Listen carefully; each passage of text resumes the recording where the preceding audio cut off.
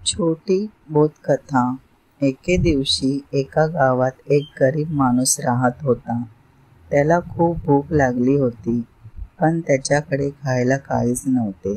त्याने गावातल्या श्रीमंत माणसाकडे मदतीसाठी जायचे ठरवले. तो श्रीमंत माणूस खूप दयाळू होता, पण त्याला माणसाची परीक्षा घ्यायला आवडत असे.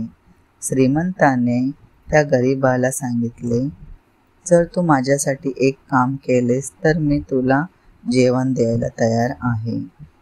गरीब माणूस आनंदाने म्हणाला, काय काम आहे सांगा, मी ते करायला तयार आहे. श्रीमंताने त्याला एक मोठे लाकडी ओंडके दिले आणि सांगितले, हे ओंडके उचलून माझ्या घराच्या मागच्या अंगणात ठेव. गरीब माणूस खूप थकला होता, तरीही त्याने ते ओंडके उचलून नेले आणि खूप कष्टाने ते त्याच्या अंगणात ठेवून आला. श्रीमंताने त्याला मग आणखी एक ओंडके दिले आणि तेही तसेच उचलून ठेवण्यास सांगितले.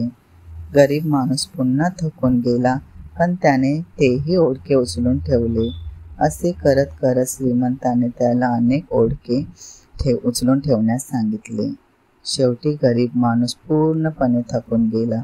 त्याने श्रीमंताला विचारले, तुम्ही मला इतके ओंडके का उचलायला लावले?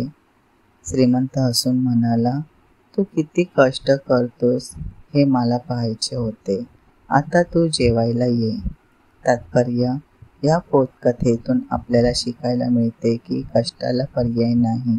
कोणतेही काम छोटे किंवा मोठे नसते.